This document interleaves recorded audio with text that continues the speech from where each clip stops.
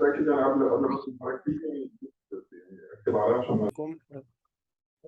everyone on board. Today we will discuss Walaikum assalam. this topic of acute spinal cord injury. So, like, what are the problems or challenges you will face if you have a patient with acute spinal cord injury?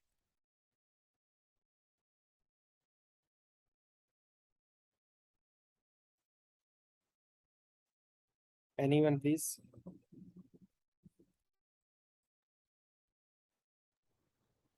Sir, we will start from the primary survey and go to the secondary survey.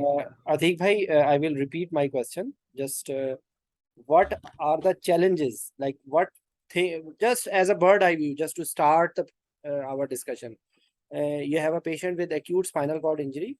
So what will be the problems you can see? Just Sir, problem with the airway, yes, very good. problem with the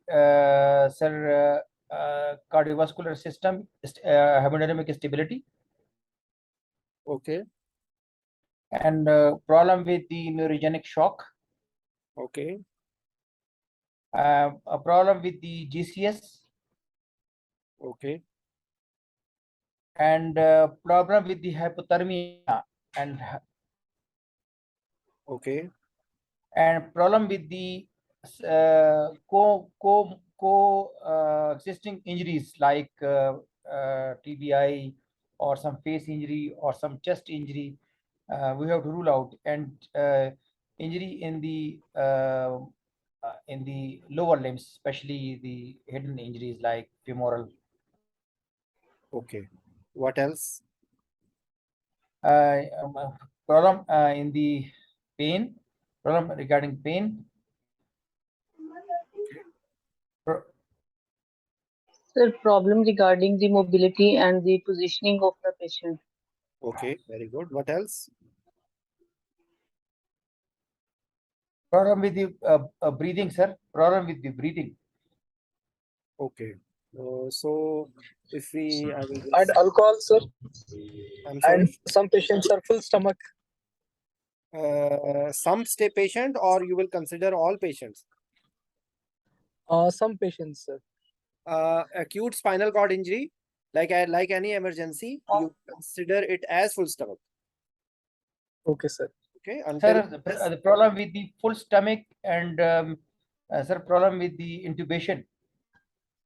okay, that is coming in airway. So, so like if you just try to think about it, that the mode of injury, okay, that may be only spinal cord injury because of some neck trauma or neck injury, or it may be spontaneous.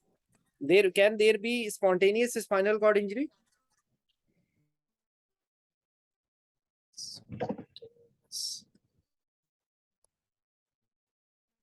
No, it will always be trauma. What about subluxations? Yes, sir. Okay, if there are Arthritis, like in rheumatoid arthritis, like in sir, Down syndrome, Down syndrome, okay, and connective sir, tissue the diseases, diabetic patient, sir, connective tissue diseases, connective tissue diseases. Sir. and what about tumors? So no idea about it. There can be, okay. So there can be like a precipitating cause, not definitely by trauma. Okay, so I just want to that there may be some other cause of acute spinal cord injury. So whenever you are being asked if they are telling you about trauma, then you can start directly. But you can, in other cases, you can say that there may be some other acute cause of spinal cord injury. Okay, so this is one thing. So whenever you are thinking about spinal cord, there is one motor system, there is one sensory system, there is one autonomic nervous system. What else? Anything else? So motor will lead to acute paralysis. Reflexes. I'm sorry. Sir, reflexes, spinal reflexes. Reflexes. Okay. So it will be resulting in reflexes and acute paralysis. Okay. Because of sensory, there will be sensory loss, and the autonomic will be important because it will lead to hemodynamic sequelae depending on the level. Like, if, for example, if there is lumbar injury, there will be nothing. Okay, there will be motor loss, there will be sensory loss. But if it is below L1, L2, there will be not much because sympathetic outflow is finished. So there will be relatively less involvement. So this is one thing. So just to chalk out that the level, whether it is cervical, whether it is thoracic, whether it is lumbar, uh, and associated with trauma as a polytrauma. So things you have to chalk out according to all this thing. Okay. So like if we just focus, for example, on autonomic nervous system, so it will resulting as there will be severe hypotension if it is high. Like if we just say that it is cervical, for example, so there will be severe Sir, excuse hypotension. me, can say some, if it is above the C2 level, then it apnea death will occur at the time. Atik bhai, just give me a second, please. Give me a second. Okay. First of all, you speak a little loud and let me finish, and then I will ask you. Just note down if I miss anything, then you add. Okay? Because Okay. otherwise I will forget what I'm telling. So hypotension, bradycardia, and there is hypothermia because of vasodilatation. So this will all mainly autonomic, and then your according to the level, there may be need of ventilation. Okay, so patient may be needing mechanical ventilation, and for that, because there is a primary injury which is being done, and you have to prevent secondary injury. Okay, you have to prevent secondary injury. So for that, you need specifically, if you, when you are managing the airway, you have to be very careful, and you have to maintain the manual inline stabilization, because if you don't do it, the primary injury can even aggravate. So this is something you have to be taking care of even with head injury. So you have to take care of. So like hemodynamic effects, airway, and then rest of the things will come. Okay. Yes, Atik bhai, now tell what you were saying.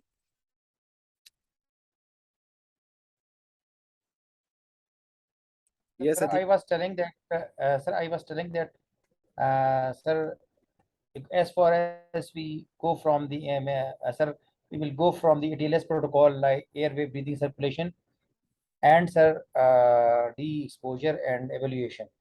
And the first in the spinal cord injury, we will first of all assess by history examination, and then we will see that if the level of the injury is above the C2 level, then it will complete paralysis, and death will occur due to apnea.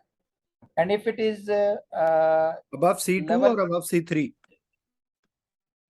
sir, C2, above C2, completely apnea death. If the level of injury is sir above the C5, then we will need ventilator support to stay alive because of the phrenic nerve involvement, and diaphragmatic paralysis will occur, and we will need ventilator support to stay alive. And if it is above the level of T1, then it is quadriplegia, and if it is above the level of L4, then it will be paraplegia. Okay. And so if the involvement is between T and T1 to T4, then there will be neurogenic shock. Atik bhai, if it is not only between T1 and T4, even if it is above that, still there will be neurogenic shock. So your statement needs to be a little amended. If About it is T5, above, if above it is T5, above T5, there will be spinal shock. Okay. so, sir, management it will be for management according to the airway. Sir, the spinal hard collar or sir, would be placed and head, and he will be the sandbag will be there, just to hold the head, and tape across the head would be there, just to stabilize the patient before intubating the patient. Okay. Okay. So what is manual inline stabilization? How to do it? Sir, we will first of all, one person would be sitting down on the table. One person would be sitting down with the two hands around the neck, and the person, one person would be having all the gadgets of emergency intubation, and the person who is intubating would become in at the head end and will intubate. 3% would be required for manual stabilization. Okay. What about the Required use of sandbags? Hello. Collar. Sir, sandbag can be given on either side, two sides. We can give sandbags from one side and two sides. They can be also placed there So it will along not with be. head collar. And similarly, you can see here, this is hello. Okay. So this is also being used as you were telling. So they can have this collar, they can put sandbags on the sides. Okay. So there are different ways to do it. Okay. So it's like that. So the purpose of this manual stabilization is to fully immobilize the head so that further secondary injury should not occur if the that is intact. Yes, yes, that is a purpose. Okay. So just to show you what is this, because here they have written about hello hard collar. So I just wanted to show you. Okay. And again, what you were saying, that if it is above T4, there will be chances of spinal shock. If it is above the level of the involvement of phrenic nerve, there will be patient will be dependent on ventilator. And as you were saying, C1, C2, what is the reason for patient cannot survive in C1, C2?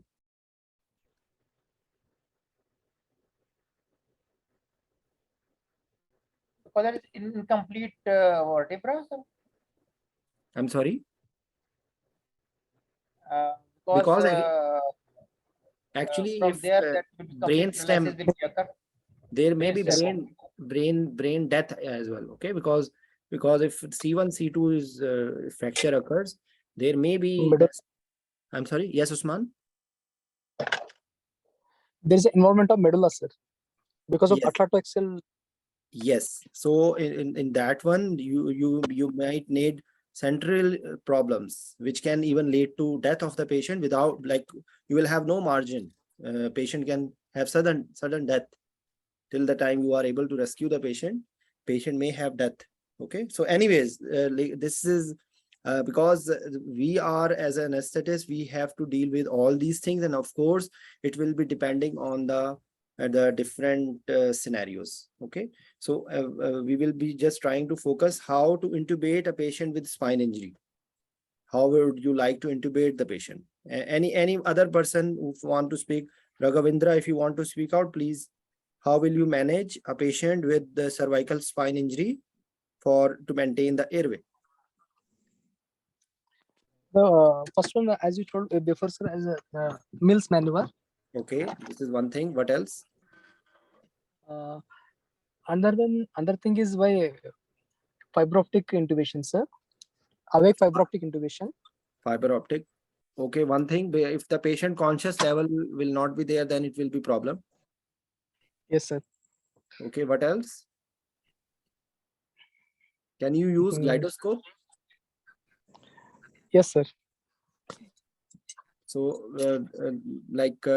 they maybe, because there is no fixed answer to it. It will be according to the situation. Okay. Yes, sir. But the gyroscope is one of the option, and fiber optic intubation is one of the option. Okay. So, Okay, sir. so this is one thing. Then, if anyone else can answer this point, that what will be the challenges related to spinal shock and hypotension and bradycardia, and how will you tackle it?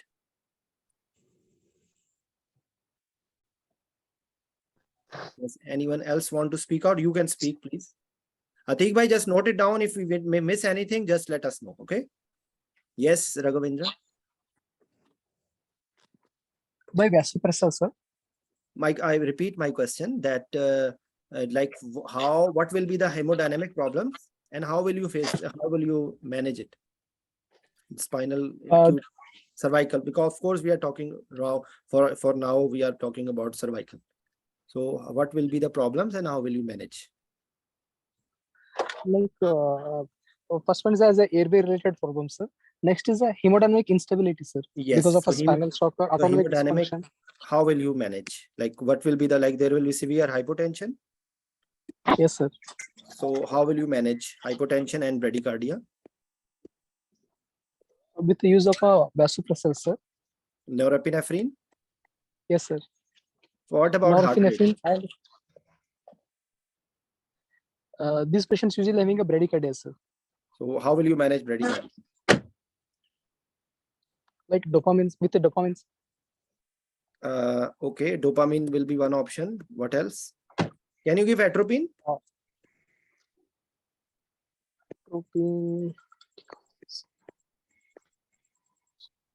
Atropine is short acting. No.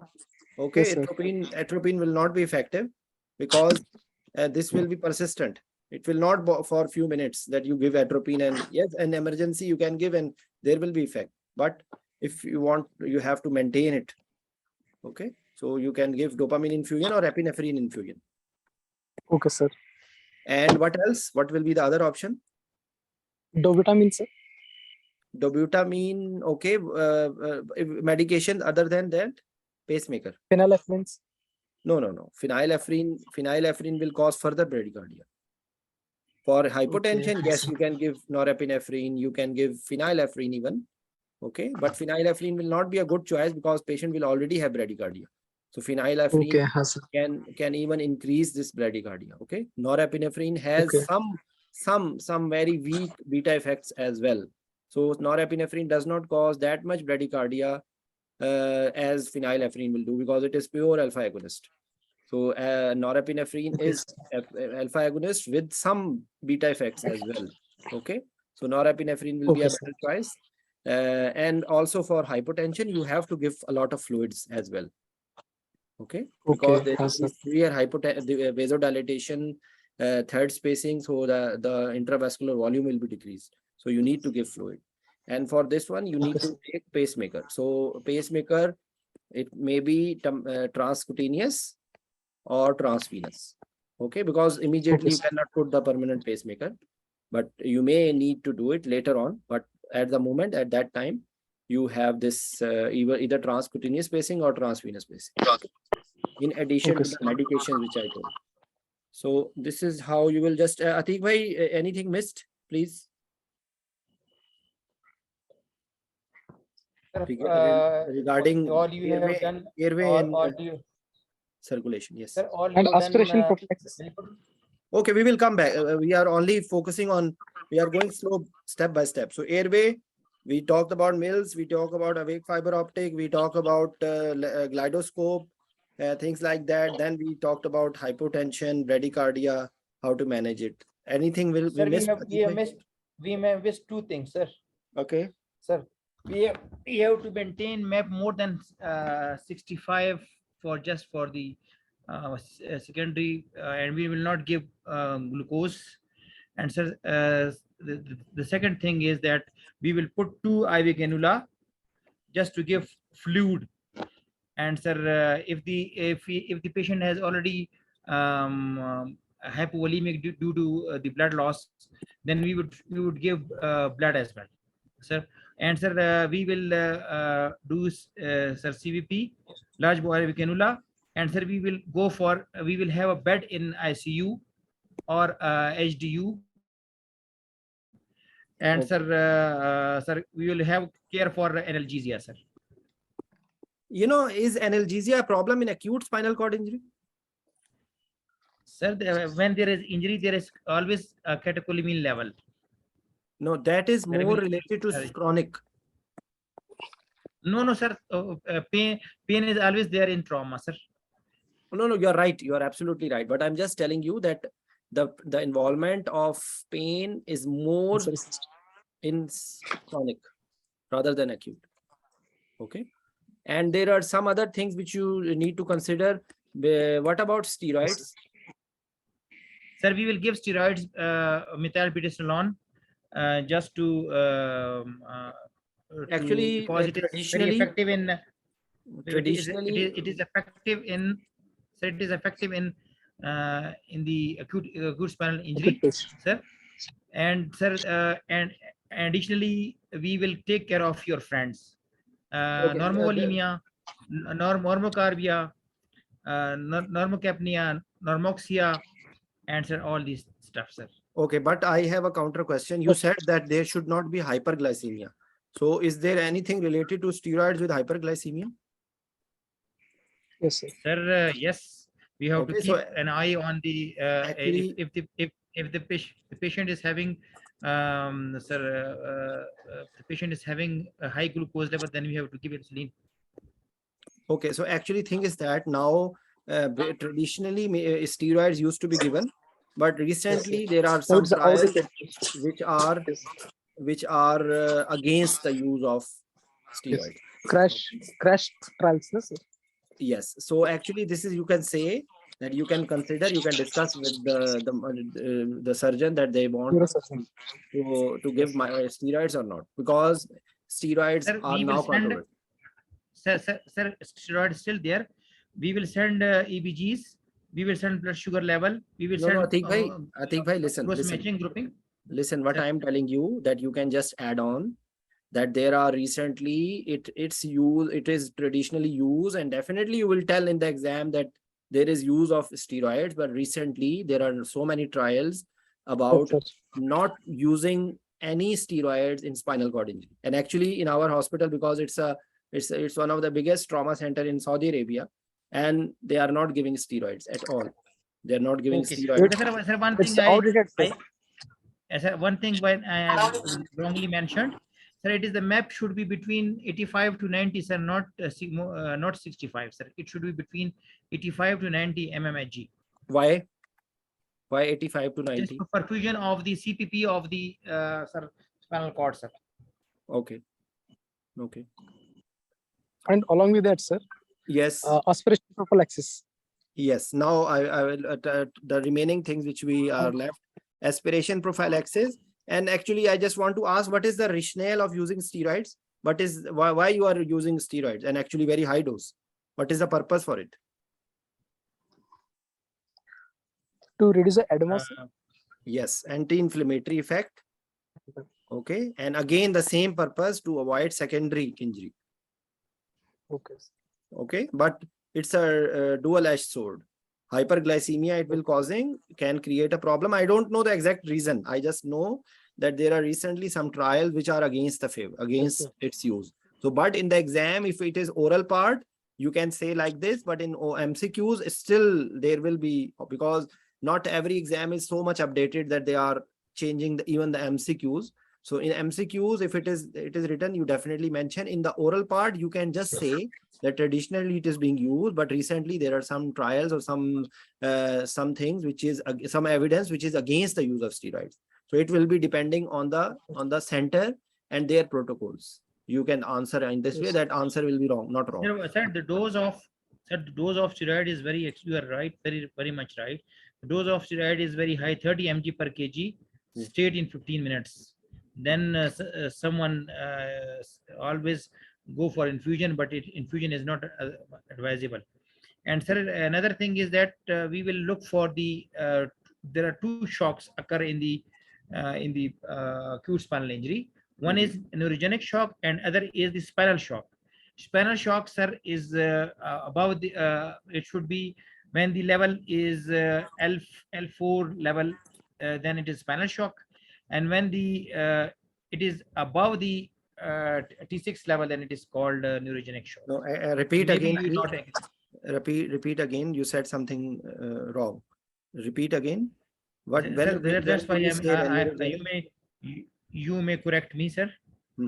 Sir, No, what Uh, you tell the level maybe by mistake, because again, please, neurogenic shock. What will you say? Neurogenic shock. sir, neurogenic shock is a distributive shock, which is resulting from the interruption of autonomic pathway release to hypotension, bradycardia, and hypothermia. And it is common in injuries involving the cardiac, like T2 to T5, resulting in a decrease in systemic vascular resistance and anatropic and increase in wiggle tone, sir. Sir, and what about the spinal shock? If the level of the the shock is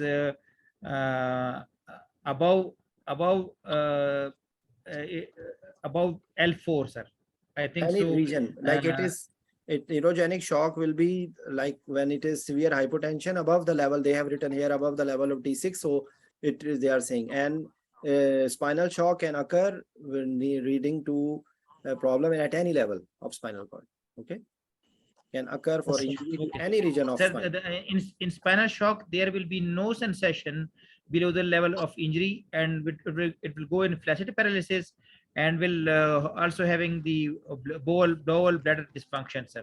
Yes, yes. Okay, so that will be the third part of it, which is bladder control and rectal control. Okay, so this will be the separate thing, because in our discussion we are only focusing on acute, not chronic, because for chronic there are so many other things related to autonomic dysreflexia, related to chronic pain, infections, bed sores, embolism risk. There are so many things, but our focus today is only on acute spinal cord injury. Okay, so okay, now that, yes. in addition to that, we have to take a consent for tracheostomy and post-operative mechanical ventilation. Yes, but prolonged ventilation, maybe even they can go for elective tracheostomy if they are thinking that it will Yes, not sir. be. So they will not go for like they can go immediately for tracheostomy. Okay, after initial like resuscitation and management, they can plan for early Yes, sir. tracheostomy. Okay, Yes, sir. because In case of an yes, later. orofacial trauma also, sir. Sorry, I'm sorry. Along with the cervical spine injury, oromaxillary trauma Like, also, sir. you know, again I will tell you, don't because there will be multi-dimensional thing. Okay, there is not sir. specifically facial trauma. Why not thoracic trauma? Why not abdominal trauma? Because if it is as a part of a polytrauma, then you will not label only facial trauma. Then anything can occur. Okay, you understand? So there, like there will be broad spectrum of things. Okay, so another thing which they will be asking in a lot in MCQs is related to pattern of spinal cord injury. Okay, so as sir, excuse me, the one thing they mostly ask about the consequences or sequelae of the spinal cord trauma regarding neurogenic shock, sir. Is the edema of the pulmonary edema mostly comes in the MCQs.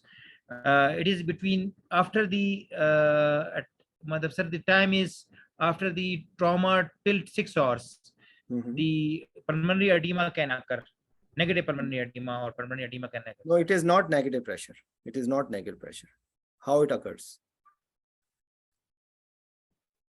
Sir, I've come to MCQs that is there in MCQs. This is not, you are absolutely right. There is a terminology of neurogenic pulmonary edema, but it is not because of negative pressure. Negative pressure pulmonary edema. No, it's not negative. Okay, it is because of severe vasoconstriction. Okay. This is hydrostatic pulmonary edema. You see you can see here. Okay. And sir, one thing I missed it, sir. We have to we have to change the posture in very careful manner, because in the recent, because of having the bed sores as well, sir. No, Bed bed sore I sores will have. be later on. Atik bhai, please, just the positioning will be very careful because of autonomic reflexes. Okay, because the patient will respond briskly to posture change because there is no autonomic control is lost. But this bed sores will not develop immediately. That will be in chronic spinal cord injury. That's what I told you. For chronic spinal cord injury, autonomic dysreflexia, bed sores, chronic pain, even development of contractures, recurrent infections, bladder problem, bowel problem, and even the patient may present for a procedure which is called as a diaphragmatic stimulator. There are some equipment, electrical equipment, which to wean patients off ventilator, and they laparoscopically they placed this diaphragmatic stimulators. I'm not using the correct word. That is in case of chronic spinal cord injury. Okay, so as you mentioned, this neurogenic pulmonary edema. So neurogenic pulmonary edema is because of hydrostatic increase, severe vasoconstriction as a result of spinal trauma. Even in head injury, this occurs not only in spinal cord injury, this occurs in head injury as well, neurogenic pulmonary edema. Okay, so I will share you the link and you can have a look at it as well. Okay. Sir, mostly in spinal shock, there is vasodilation due to sympathectomy. But could you please tell where is vasoconstriction? Severe because actually this is occurring usually when it is spinal cord injury is like as an additive with head injury. Okay, but you may be considering it. Actually, there is a spinal cord injury as well, but initially there may be this severe sympathetic discharge, and there may be transient neurogenic resulting in neurogenic pulmonary edema. Okay, sir. Thank you. This is not isolated thing. You are absolutely right that when there is a spinal cord, there is sympathetic sympathectomy. So there is vasodilatation. Okay, this is a slightly separate thing. Okay. Okay, sir. Okay, so these are the things. And then what about this? If it is complete injury, there will be both motor and sensory loss. Okay. And if it is central cord, there are more paralysis of, because it is going in the outward manner. So arms are paralyzed more than legs. Okay. And variable sensory disturbance, there is bladder dysfunction. If it is anterior, so anteriorly, there will be paralysis, and because the proprioception, touch and vibration senses in the posterior cord. Okay, so they will be spared. And in hemisection, this is an MCQs, this ipsilateral paralysis, the same side, and contralateral pain and temperature. So this is Brown-Sequard syndrome. You can have a look on the tracts as well. Okay, so sir, what about the Coda-Equina syndrome, sir? That will be in chronic spinal cord injury. Sir, Coda-Equina is in sir, we will discuss later on. Okay, it is acutely how it will be acutely. Sir, in Coda-Equina syndrome, due to the medication or due to some reason, there will be neurological deficit, very acutely neurological deficit, or sir, the spinal cord hematoma. So that is also come in acute spinal injury, sir. Okay, because acute neurological. Just let me see. Okay, how will you clear? I'm just opening it. So how will you clear the spinal cord how will you, on what criteria you can do the clearance of spinal cord, spine injury? So should I answer, or sir? There Nexus.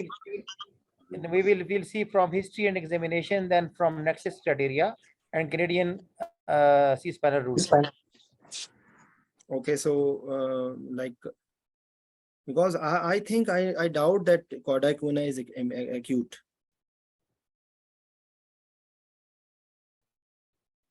I Could don't. be, Hematoma is there.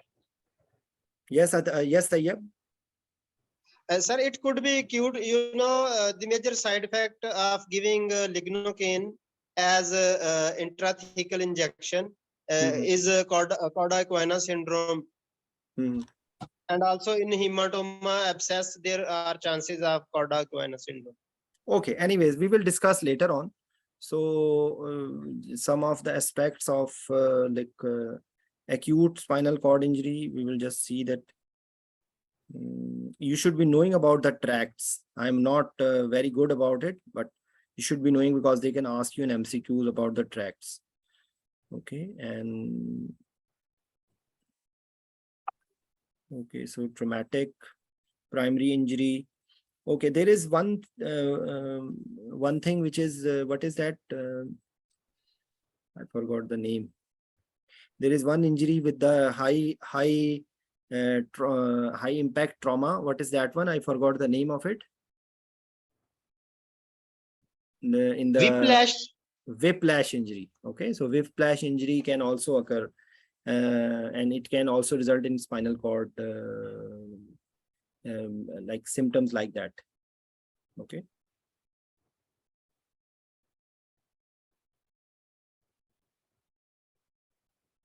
Okay, so because this is a big topic, and it's covered in the trauma as well, I just, because at these days I have just started this book. Okay, so I'm just trying to give you an insight of we will be covering one by one. It's in alphabetical. Tomorrow is acute MI.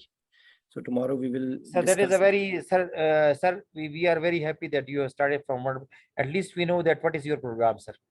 Sir, we highly appreciate it that you have taken a step. I will share MCQs of acute MI as well, sir. I have last night I have shared all MCQs in the anesthesia knowledge 4, sir. People are very happy. Yes. Okay. You see, this now it is bladder and bowel associated with the upper motor neuron symptoms and signs in the legs caused by the injury to the lumbosacral nodes in cardiac vena syndrome. Okay. Central cord syndrome, I told you that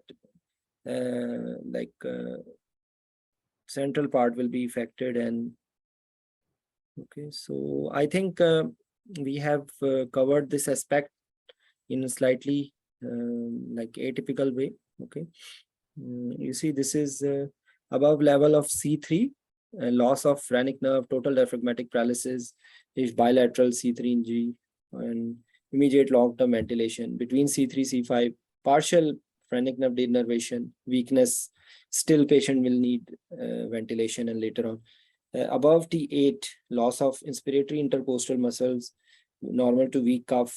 Okay, and short-term ventilation may be needed. Later on, it can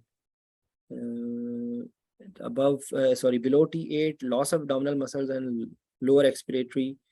Intercostal forced cuff may be weak, but it will be short-term ventilation. Okay, so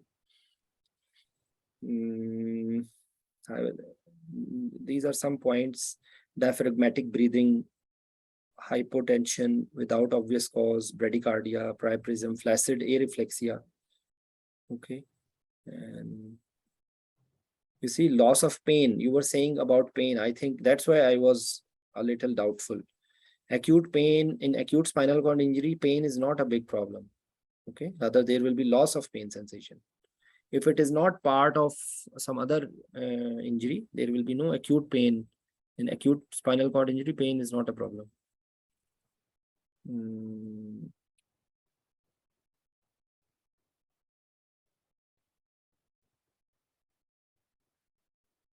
Okay, so you see, that's what I was telling. The high profile, this study recommended use of steroids, demonstrating a small reduction in the level of injury in these treated early with high dose methylprednisolone, and this has recently been ratified in a review. However, concerns over the mortality and rates of sepsis in the steroid group have led to them not being recommended by the British Association of Spinal Cord Injury. Okay, so it's not being used now, but because our exam system, they want it, so you can tell. Okay, and thromboprophylaxis, gut protection, NG, and then later on the chronic care, because that patient will be needing just to prevent.